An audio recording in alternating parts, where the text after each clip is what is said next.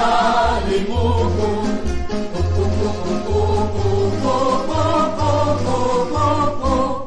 May duha ka pispis sa kahoy na tambis. Naghirop-hirupay kag naghalok-halupay. Napunos ang kasadya at punos ang kalipay.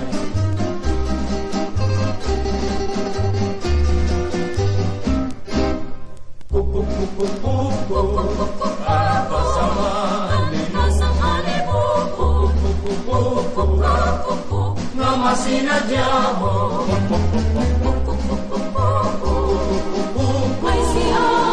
ay siyali mo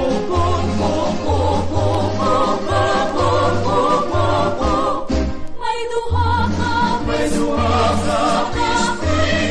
ang kawin at tambis. Naghirop-hirupay kag na halok-halupay. Napunos ang kasadya at punos ang kalipay.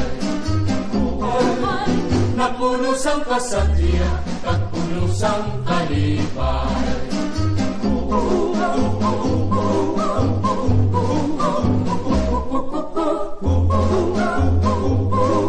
Punos ang kalipay.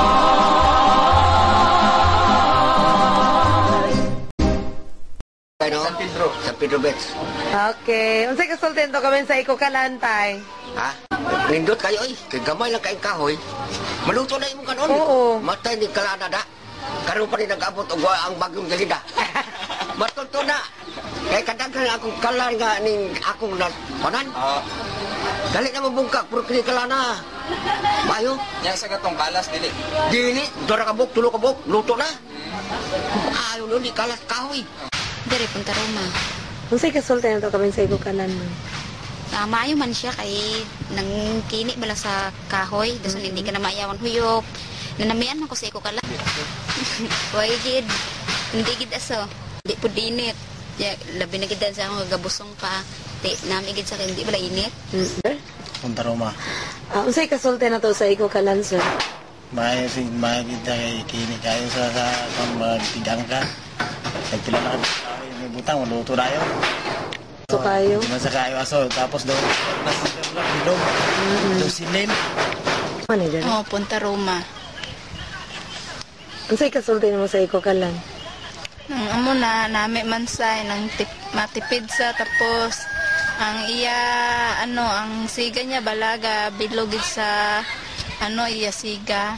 Tapos nami sa maanhon kay tinlo po na mo ang imo palibot balasang Sige. Maayo man, maayo para sa panglawas sa atong mga bata, sa atong kaugalingon, maayo. Ko kayo makatabang kay wala kayo aso nga mogawas. Sud sa maayo gid ang iko kalan kay dili kayo kalas sa sugnod. Katipid gid ka sa sugnod. Ang kuan ba ang kanang makasip o makatabang po siya sa kusog na hangin ba kay gatabon siya. Pay kasultento siya maluto. Kay kusog man yang kayo. Kay gatuman ni sa sa instruction nga ang ginahaling karton. Ang among pagkuan sa among kuan ning kahoy hindi man gid kalas. Hindi man sa kalas. Di maayo po sa nang dili po aso. Oo. Siya. Naging salamat kami tagaan kami. maayo siya nga kuan kay di siya budlay di siya budlay dabukan. Tapos pwede ra nimo siyang biyaan kung kay hindi man magpatay ang kalayo ang siga. Tapos makaayo good kay maayo man siya makuan dili pod init kaayo. Maski na mo ang payag amo lang na nga kupa kayo. Tapos digi ka kabat siya init. Kid me kay hindi man siya kalas. Kay pag sugnod nimo kung anong nabutang nimo dra amo na siya makaluto na siya. Tapos di po kid siya init. Kuanan. Kiki.